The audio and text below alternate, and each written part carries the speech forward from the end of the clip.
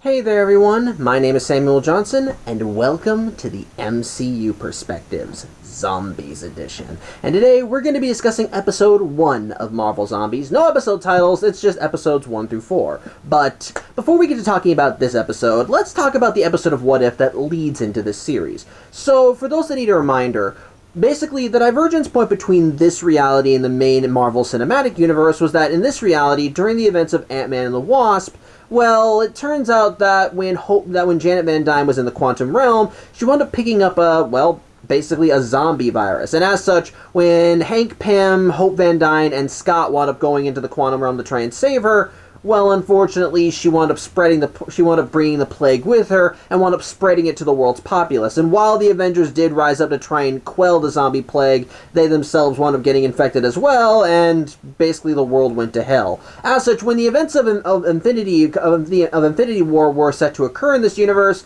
well, things kind of took a downward spiral as members of the Dark Order who came to Earth on behalf of Thanos were infected with the virus as well, and the Hulk, who had come to Earth to try and warn the world's heroes about Thanos, wound up joining basically a group of survivors who were doing whatever they could to try and survive the zombie plague while simultaneously trying to find a cure. Now, eventually one thing basically led to another in that episode, and the end result was that of the survivors who were still around, only 3 managed to make it out okay. In this case, those 3 were Spider-Man, Black Panther, and a revived version of Scott Lang's head that had been restored from being a zombie thanks to Vision experimenting with the Mind Stone, which it turns out was actually operated on a wavelength that was counterintuitive to the zombie virus, and thus if the energy from the Mind Stone could be spread across the globe, then it could revert all the world's zombies back into humans. Unfortunately, though, while Spidey, Black Panther, and Scott went off to try and do that exact thing, as there was a satellite network in Wakanda where this could be accomplished, well, that episode ended with a promise that things were going to get a lot worse, as we saw the members of the Dark Order wound up spreading the zombie plague to Thanos, who it turns out was still gathering the Infinity Stones. But, unfortunately, that's where things get a little hazy. From here on out, we do not know what happened after that episode, as when we do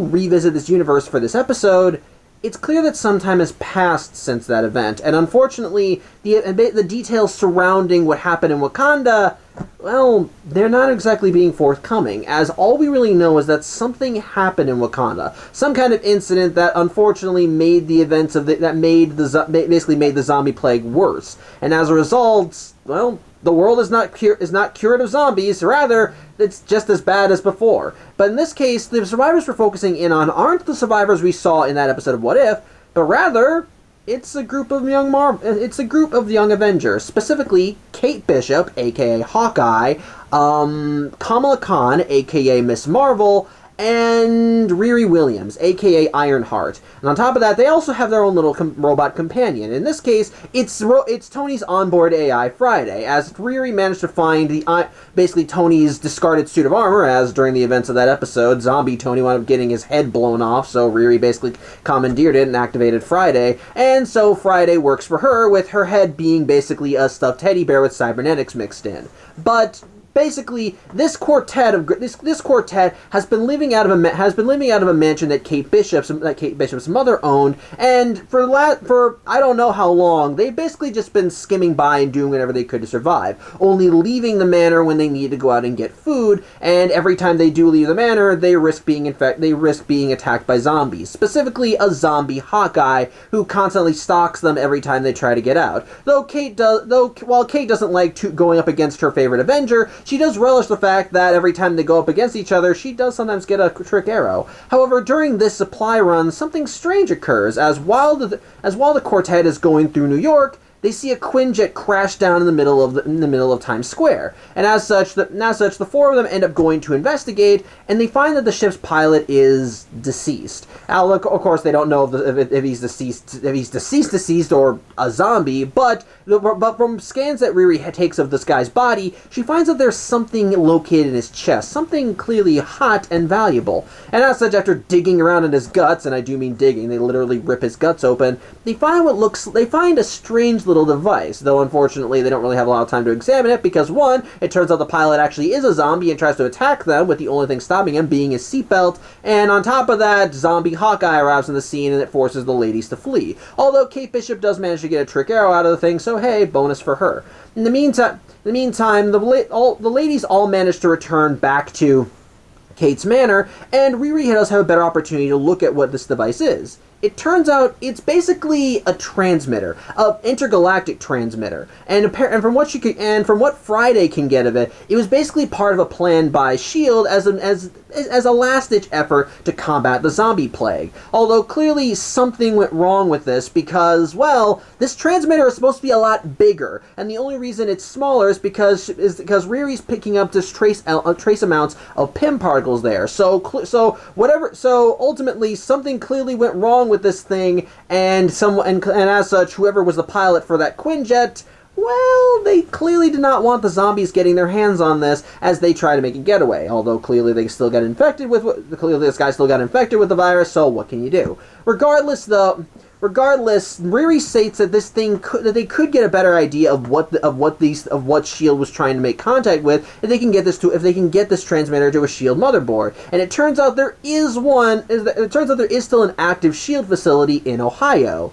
The only problem is Riri doesn't want to go. At this point, it would be risky at best for them to go to Ohio, suicidal at worst. Right now, they're doing everything they can just to scrape by. And it's one thing to go out of the city and get supplies, but it's another thing to make a big road trip straight from New York to Ohio with legions of the undead between them the whole way. Of course, this does lead to a little debate between the girls as Kate advocates for wanting to make the journey and Riri advocating for them just staying in place. But eventually, Kate ends up winning out as she manages to convince Riri to come along because it turns out she's been working on her own little Dune bookie that she's been calling the Uhura. And so the more they try and stack the odds in their favor, the more that Kate decides that maybe this is worth the time. And so reluctantly, she decides that they can go. And as such, the trio of women plus Friday, who they strap to the back of the van, decide to make the long-ass journey from New York to Ohio.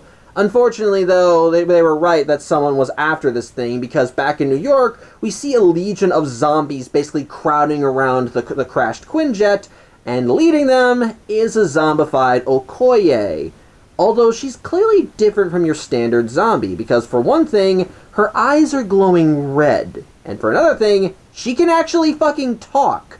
Yeah, for those that don't remember from the What If episode of Marvel Zombies, well, the zombies don't really talk. While it's implied that they all have higher intelligence, because obviously they would need that higher intelligence in order to be able to utilize their moves, gear, and in the case of magicians, spells, they don't typically talk. They grunt, they snarl, and the most you can get out of them what they're truly thinking is based on body language. But in this case, the fact that Okoye is directly talking shows that there's something else to her.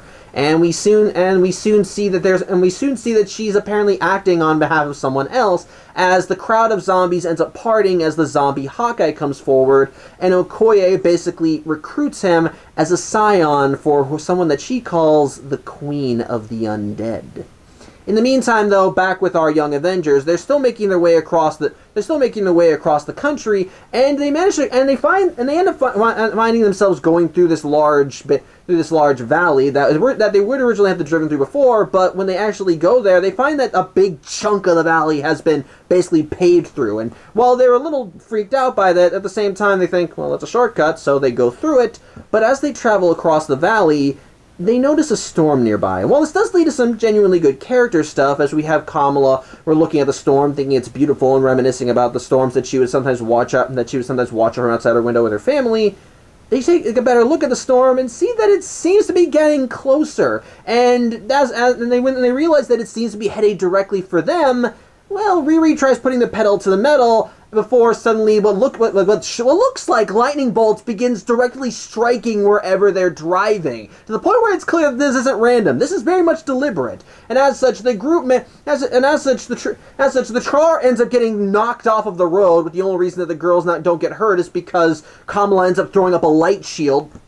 and ends up throwing up a light shield and manages to save their hides. But when they crawl out of the vehicle, it's clear that something is weird is going on as they manage to crawl to some nearby ruins, and they look up into the sky, and it looks like they see these two lights basically clashing with one another, and they don't know, and they can't really get a good look at what the heck this is. But before they really even get that opportunity, guess what happens? They're set upon by hordes of fucking zombies. Yep, it turns out the valley is still chock full of the undead, and while the girls do their best to try and fight them, even getting some assistance from Friday, who manages to recover from the crash, unfortunately, it's three human girls and one AI against a horde of fucking zombies. The deck is sort of stacked against them, is what I'm saying. However, things seem to change as one of the forces that we saw in the sky ends up crashing down to the earth. And when the girls see what it is, well, it turns out it's Icarus of the Eternals. But the thing is, they saw two lights flying in the skies. Hold on one second. Sorry about that dog stuff. But yeah, like I said, there were two lights in the sky. So what was the other one? Well, that comes crashing down to earth as well. And we see that what Icarus was fighting was a zombie Captain Marvel. So, yeah. It's best that these girls get out of here while the getting's good. Unfortunately, though, this is not doing so well, because zombie Captain Marvel sees the fresh meat on standby right there, and she immediately tries going after them, with the only thing that's stopping her from immediately annihilating these girls being Icarus. And if that's not enough, again, the hordes of zombies are still chasing after them. Eventually, Icarus does get distracted, does get knocked aside long enough for Captain Marvel to start focusing her attention on the Young Avengers, and as such, Kate decides that this is her opportunity to use that trick arrow that she stole off of Hawkeye. As she gets it ready, aims it at Captain Marvel, and it turns out it was literally just a party popper. Not even joking. It shoots through Captain Marvel's chest, and it basically just shoots out confetti. So, yeah, that was a bust. And unfortunately, it costs Kate more than she wanted, because in response, Captain Marvel fucking annihilates her. I'm not even kidding. One shot, Kate is reduced to dust. And while Kamala sees this and is angry, unfortunately, it's her versus Captain Marvel. While she may have some cool light powers, well, Captain Marvel is still in a whole other league. And so while Kamala does run back in fury and tries attacking her, unfortunately, things go even worse as the zombies manage to get to Riri and one manages to bite her. And while she has an anti-serum to try and combat the zombie infection, well, it's a 50-50 chance whether it'll work or not. And the thing is, this transmitter still needs to get to Ohio as soon as possible. As such, Riri calls to Friday and orders her to get Kamala away from the Horde, and as such, while Kamala is still trying to fight Captain Marvel, unsuccessfully, Friday comes in and flies her away, leaving Riri behind as the zombies begin slowly overtaking her. And while Kamala orders Friday to take her back, Friday's response is just give her the transmitter and tells her to go on ahead, with Friday opting to stay behind to help Riri because, well, Friday already lost Tony, she ain't losing Riri either. And so, losing Riri too. And so Friday flies back to assist Riri, leaving Kamala by herself. As such, Kamala is just in hysterics as she just turns around and just fucking bolts. But unfortunately, this is easier said than done because this is when Icarus comes back on the scene as he continues duking it out with Captain Marvel, and it's basically just an unstoppable force meets an immovable object with Kamala caught in the middle. As fast as she can run, she is not making much headway as they keep basically knocking her aside just from the blowback from their attacks. Thankfully, though, help does arrive, as while Kamala does get knocked to the ground and falls unconscious, someone rides in on a motorcycle and manages to grab Kamala and pull her away. However, Kamala does still fall unconscious, and when she sleeps, she has a strange dream, as she dreams she's back in New York. And she sees Kate and Riri sitting at a coffee shop, and when she calls out to them, the two stare blankly at her before pointing at something behind her. And when Kamala turns to see what they're pointing at, she sees the zombified Scarlet Witch looking at her. But, well, that's the point when Kamala wakes up, as she finds herself around a campfire, and it's here where she finds out who her rescuer was. Moon Knight. Or, if you want to put it another way, Blade. So, yeah, I still have not seen the Moon Knight series. Again, I have the Blu-ray, I just haven't sat down and watched it yet, but basically, basically, Moon Knight, for those of you who haven't seen the series, is a vigilante, kind of like Batman, but not quite. Basically, his real name is Mark Spector, but he has multiple other identities, and I mean that in a literal sense. He has dissociative identity disorder, and so whoever is in the driver's seat tends to vary from time to time. As one time he's a businessman, one time he's just your average Joe, one time he's a taxi driver. It depends again on who's in the driver's seat, but all of them collectively are the chosen avatar for an Egyptian deity known as Khonshu, and thus Khonshu empowers them to basically carry out divine justice wherever need be. And as such, Moon Knight is typically armed in a suit that he can summon to his whim. And on top of that, because of Moon Knight's dissociative identity disorder, even Moon Knight's own personality can change too, depending on who's the one fighting. As they actually have another identity called Mr. Knight, which is literally just Moon Knight wearing his mask and a business suit. It's kind of fun, but unfortunately, in this universe, Mark Spector isn't around anymore. When the zombie plague hit, unfortunately, Mark was one of the few people that wound up biting the dust, and so Khonshu needed a new avatar, which is where Blade comes in. And this is kind of where I should probably talk about Blade in my relation to the character. I'm not that big a fan. Now, don't get me wrong. I know that Blade is well liked by many Marvel fans, and you know what? Good on you. Keep liking Blade. I know he's probably awesome. I know that there's a reason that people like him, and and the thing is, I'm not blind. I know why people like Blade, because on paper, he's badass. He's a guy in decked out biker gear who hunts fucking vampires, and he has a lot of cool weapons and swords and all this badass stuff in order to do it. I just think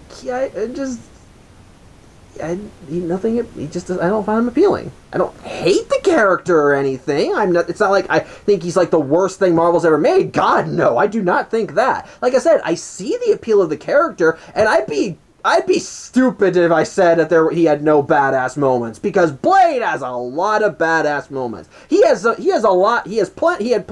movies where he's got plenty of comics where we've seen some genuinely awesome stuff with the character. It's just that for whatever reason, I've never been drawn to him. I look at his design, and he hits, and I can see why people do it, but I look at him and I think, he's a little loud, isn't he? And I don't know, he's never really appealed to me for whatever reason. It's weird. I don't get it. It's weird. Again, I know I'm in the minority on that, and I'm not saying the character's bad, it's just, he's never really hit that sweet spot for me. Again, I'm sorry if I'm pissing anybody off by saying this, it's just, I'm not a big fan of Blade. With that said, I do think he does have his genuine appeal, and apparently Khonshu sees that appeal as well, because after Mark Spector bit the dust, Khonshu elected Blade to be the next Moon Knight, as we see him wearing some of the Moon Knight gear, and apparently Khonshu ordered Blade to go and find Kamala, because Khonshu is fully aware of what Kamala and Co.'s mission was, and Khonshu thinks that it's for the best that it succeed. As such, Blade is here to basically escort Kamala to Ohio, and while Kamala's a little hesitant to trust the guy that she's met out of nowhere with the glowing eyes and the fangs, well, she kind of doesn't have any options, because she doesn't really have other options, because he has a motorcycle and the alternative is walking.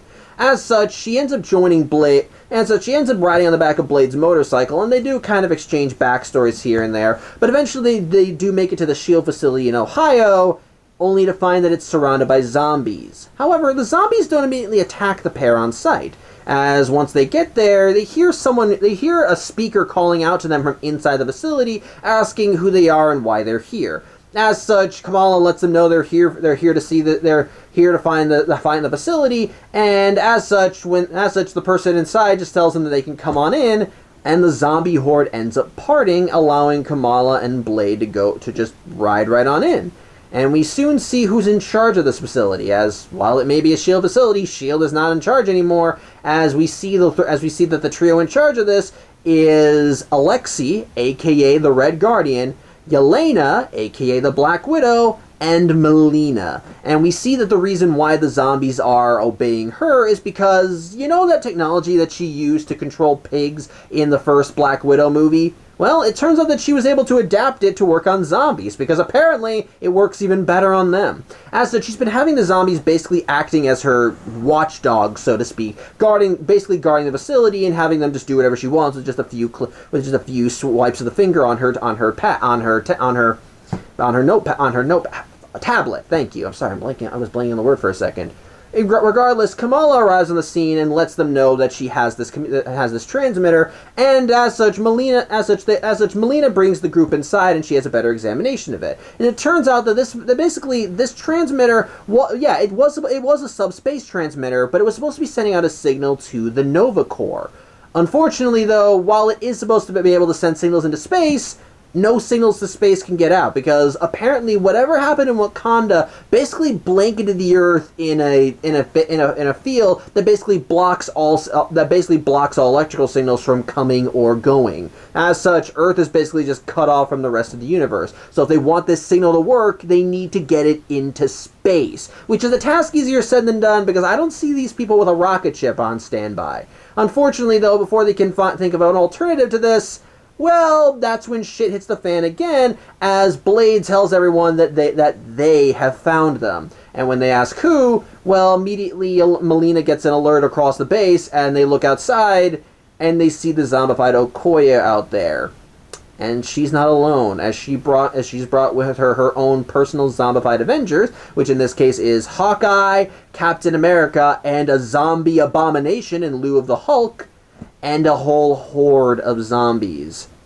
And it's here we learn who this queen of the zombies truly is, as Blade lets them know that the royalty they worship, the one that Okoye is apparently the direct voice of, it's the zombie Scarlet Witch, meaning that her power has grown in magnitude.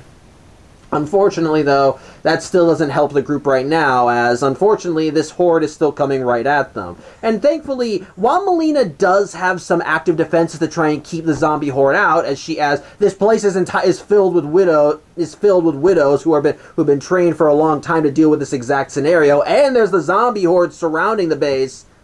Unfortunately, that only does so much. I mean, when Okoye sends her zombies forward, Melina is able to activate some explosives that thin out the herd. It doesn't stop it completely, as the zombies outside end up clashing with the zombies under Melina's control, and unfortunately some zombies do break through the barrier, as the abomination ends up throwing the zombified Captain America directly at the base, and he manages to crawl in through one of the vents. And what I love is that he's still split in half from his battle with Bucky in the What If episode, so I love that. Now, of course, the Red Guardian's loving this, because, hey, it's Red Guardian versus Captain America. This is his personal wet dream right now.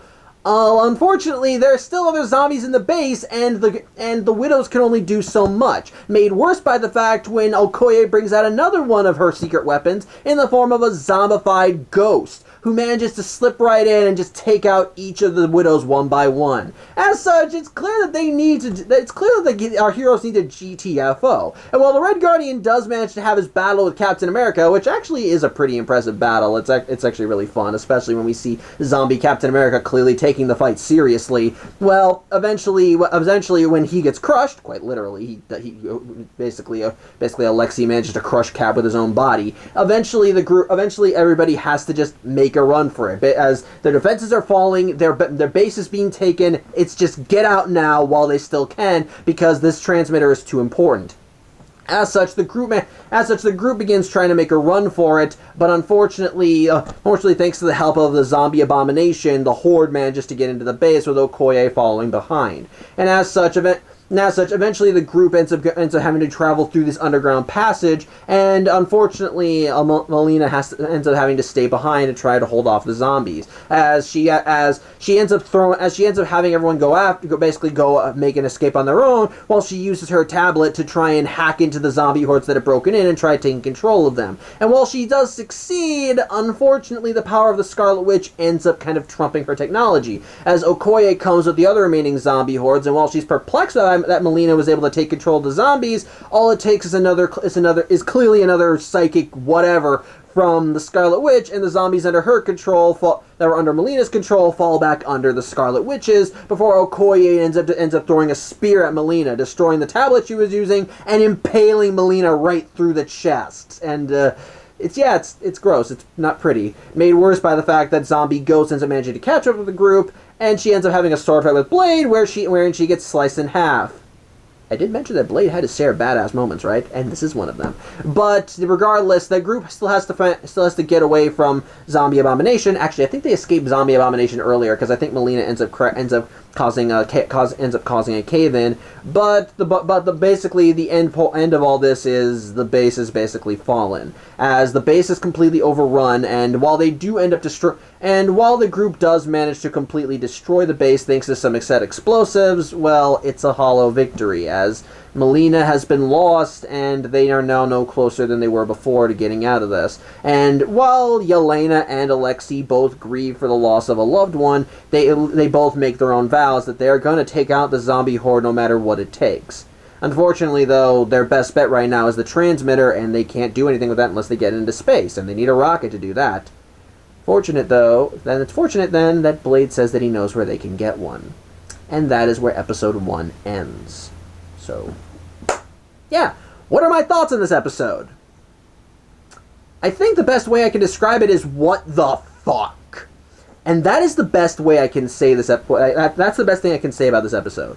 It is a complete WTF opening. This episode is like, if I can list any flaws with this episode, it's that I feel like that the episode doesn't really allow us a lot of time to really get to know the characters in this environment. That's something that I typically kind of find a flaw when you have alternate universe stories. While you can get to know, well, part of the fun of seeing an alternate universe story is to see familiar faces that you know thrown into unfamiliar situations that you wouldn't understand. One of the benefits of that is that it kind of gives you the chance to reinvent those characters and reestablish them from the ground up. And I can safely say that I think this episode doesn't do a good job of that in some regards, as it fully expects you to know who these characters are without really giving you a lot of time to let them develop, which I find to be a problem.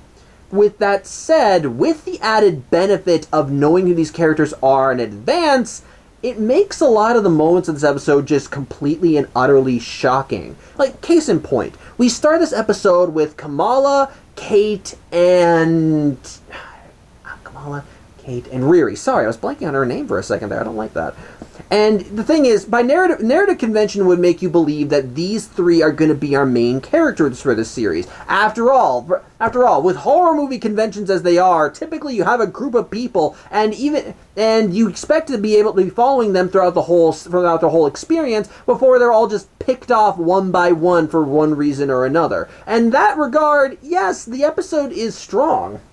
In that regard, it's a good fake out because, again, you clearly expect that these are going to be our dashing heroes who are going to save the day, only for them to get wiped out in I think the first 15 minutes of the episode, and very brutally too.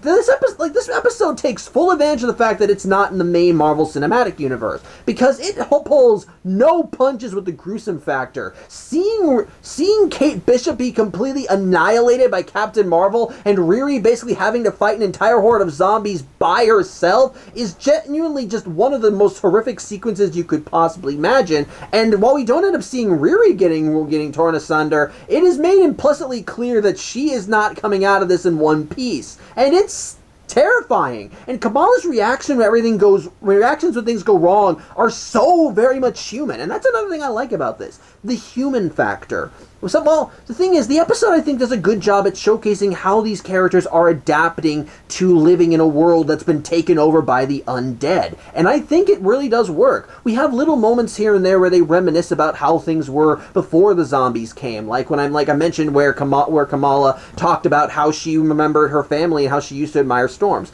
Give me 1 second. Sorry about that, I had kind of something urgent to attend to. But yeah, like I said, we do have our share of human moments scattered throughout. Like I said, there was that moment where Kamala was actually reminiscing about her time with her family and basically how life was like before the zombie outbreak. And I will give credit where it's due. Kamala's reactions when her friends bite the dust are genuinely human reactions that actually do make you feel so sorry for her. You feel the panic and dread when she's the last woman standing and has to just make a run for it, while the equivalent of literal gods are duking it out, not even 5 feet from her, and both of whom do not give a shit if she should live or die. And that's terrifying, and that's scary, and I think it carries, and the emotion and sheer terror, and the sheer terror is conveyed brilliantly through the scene, as we see Kamala just struggling to run while all this carnage and destruction is happening around her. It's actually genuinely terrifying, and I think it genuinely works. But again, it's a good human moment. Those are good human moments, but again, this shock only really comes because we know of Kamala Khan from the main MCU. We don't know this specific version of Kamala. There's enough in there that you can get an idea of who she is, but I think it would have been better if we had time to kind of get to know Kamala before we got the plot moving. And I unfortunately think that is a problem with this episode. Pacing. This episode, much like the original Marvel Zombies episode from What If, throws you right into the deep end of the pool and expects you to know how to swim right from the get-go, because it does not really take a lot of time for things to start developing. You get a rough outline and idea of how things are going, but the thing is, this thing fully expects you to already know who these characters are going in, and as such, it doesn't really go out of its way to try and establish them. Now, to this episode's benefit, that's kind of the whole point. This is supposed to be a distaff version of events that we're familiar with, so we should already know these characters if we're familiar with the MCU. It's just that, again, I think it would have been nice if we had gotten to see how being in this environment changed these characters more before we started, actually showcasing them in the action. And I find that to be, and I do think that's a problem. Hold on a sec. Technical difficulties relating to dog. I had the tablet plugged in and she decided to mess with it. Anyway, if you can get past that, again, that's kind of, but again, the fact that we don't really get a chance to get to fully know these characters in this environment is a problem. And it's doubly so for Blade, because I don't know this version of Blade, and I don't mean that in the sense of I don't know this specific version of Blade, as in I do not know Blade from the MCU, period. It's not like we haven't seen Blade in anything MCU adjacent, as we saw the Wesley Snipes version of Blade appear in Deadpool and Wolverine, but that's one version of Blade. This is a different version of Blade. And while we can probably guess that their backstories are very similar, clearly there are still differences. It's a different set of circumstances, and with how the MCU operates, with how it brings them characters, again, it can be a bit of a problem to fully understand. It can be a bit of a problem because all we can get is an idea of who he is before actually getting to know him. Now, to be fair, we do get a sense of just how stoic and basically how laser focused this variant of Blade is, because throughout the entire episode he has his eye on the ball. There is never a moment where he is distracted, where he is confused by anything. He basically just looks at what's going on, and basically you can tell he's already thinking of a solution out of it, helped by the fact that he's got Khonshu on his side, and so whenever danger is about to come, he's able to give a bit of fair warning prior. But again, it's hard to really be fully attached to a character that I don't know anything about, and it's again. And to kind of get a double dose of that, because we don't know the MCU variant of Blade, because we not only don't know the MCU variant of Blade, and we don't also get a chance to know this one, because the only bit of character we get from him is that he's Blade, but also Moon Knight. And I'll give credit where it's due. That is, I think, a unique aspect of this universe. In fact, again, another compliment to the episode. The episode definitely has its fair share of world building to the MCU Marvel Zombies universe, because it does offer some interesting ideas and takes about how the world has developed since the zombies took over. Going back to the battle with Icarus and zombie Captain Marvel, apparently that is a landmark now. It's basically called the Valley of the Gods, because Icarus and Captain Marvel are literally unstoppable forces, and they're duking it out right there in the middle of the valley. Neither one can actually stop the other, so they are just locked in eternal combat with no one as the victor. So the best course of action when you see this valley is just to stay as far away from it as possible, and maybe take the long way around. So yeah, the girls kind of screw themselves over in that regard. And again, and on top of that, again, with the stuff with Melina and seeing how she and her family developed in this world, helped by the fact that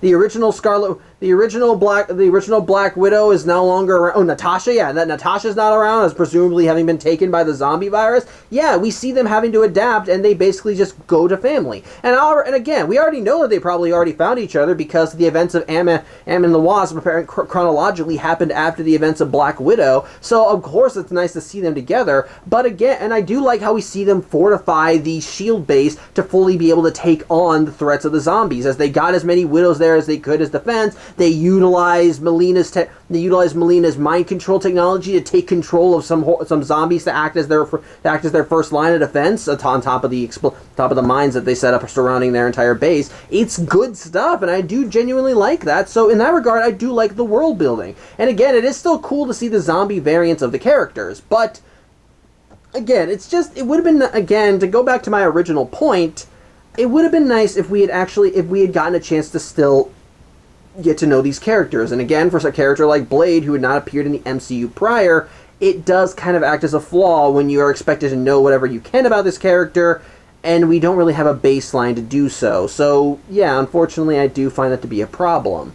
And again, it kind of also goes back to pacing. The episode just throws you into the deep end of the pool and expects you to learn how to swim. With that said, I don't think this is a bad episode. Far from it. I think it's a really damn good episode. Like I said, the best way I can describe this episode is in 3 words. What the fuck? Because that is what this episode is going for. This episode really likes to go for the shock factor with its storytelling. It knows it's rated TVMA, and it is pushing that rating to its limit, because this episode pulls no punches. It is dark, and it is ready to throw that darkness right in your face. Death is lurking around every corner in this episode, and we are shown right from the get-go that no character is safe. Like I said, we started this episode being introduced to Kate, Riri, and Kamala, and of those 3 characters, only one walked away. That's how terrifying things were. And even the characters we were introduced to later are still being picked off one by one, as we see Melina, Yelena, and Alexei coming along and joining up with Kamala to try and get this device out into space so they can send out a signal to the Nova Corps. But again, Melina ends up biting the bullet, because she stays behind to try and take control of the zombie horde and gets a spear through her chest for her troubles. It's, again, just really dark, and it really does play with the fact of just how twisted and insane things are. It is horrifying to see these characters that you know as heroes in one set of events being portrayed as these bloodthirsty monsters here. Seeing the zombie Okoye leading a legion of the undead trying to follow Kamala, it's fucking horrifying. And on top of that, zombie Okoye even has a double dose of what the hell, because her zombie is one of the few zombies who can still physically speak. And since she's acting as the emissary to Scarlet Witch, that means that Scarlet Witch has gotten even more powerful than she was the last time we saw her. And the last time we saw her, she was duking it out with Infinite Ultron. So clearly, she got an extra boost in power between then. Although, to be fair, that version of the Scarlet Witch was her before she realized she was the Scarlet Witch. So, realizing that you're this all-powerful mystical entity who can reshape reality to her whims is probably something that makes you and your zombie friends a little happy, is what I'm saying. So, yes, in that regard, it does create a big WTF factor. But the thing is, the dual side to having this episode basically throwing you into the deep end of the pool and learning how to swim is that it does not stop. It keeps going. And normally I would find that to be a problem. I do not like it when shows are just so intense that they are in your face at every opportunity. It's a big reason why I'm not a fan of shows like The Gaslight District. And again, I want to make this clear. If you like The Gaslight District, good on you. It's very talented. I think a lot of excellent people are working on it, and I'm glad the series is getting greenlit. We need more indie projects out there. It's just, for me, it's a little too loud for my taste. But again, But again, in between the action, there are plenty of quiet moments that do give you a chance to get to know, that do get you a chance to see the characters settle. It's just that I feel like the pacing could be a little better. But on top of that, we still get plenty of genuine human moments scattered throughout as we see these characters reacting to what they're doing and showing genuine human emotion to seeing what they're losing by living in this world. And honestly, again, while I will give crap to the fact that I would have preferred if this show had actually taken the time for us to get to know the characters before offing them, but the thing, by virtue of this being a distaffed version of the MCU, we do have an idea who these characters are, and to see these characters that are big deals in one continuity just being slaughtered one by one here really sets a precedent for what you can expect from the series. That no one will be spared, and any character that you grow attached to could be the next on the chopping block, and so which adds an elevated sense of tension as you were wondering who is going to be biting the bullet next. I love that. And again, by the end of the episode, things really do feel like they're coming to a head as we see the characters already on the loose from what they know is going to be their next big bad in the form of zombie Scarlet Witch, and realizing that they need to try and act as fast as possible because even with them blowing up that base, that's not going to stop the Scarlet Witch from coming after them. So it adds a great elevated sense of tension, and combine that with just how dark and twisted and just kind of insane everything is with again the looming threat of death behind every corner. It gets you more invested in the story and makes you want to see where things go from here, while also leaving enough questions up in the air, especially regarding what happened with Spider-Man, Black Panther, and Scott Lang. Clearly something happened in Wakanda, but we don't know what yet, and I think that works for the episode and the show's benefit. So on the whole, while I do have some story problems here and there for the episode, I don't think it's a bad one. Far from it. I think it's a really damn good episode. It hits the ground running, does not stop till it reaches the end, and keeps you on the edge of your seat from the get-go. From the instant that I saw Kate Bishop get fucking annihilated by Captain Marvel, I was just on my feet going, holy shit, what's gonna happen? And if the show is able to do that, I think it must be doing something right. So, on the whole, as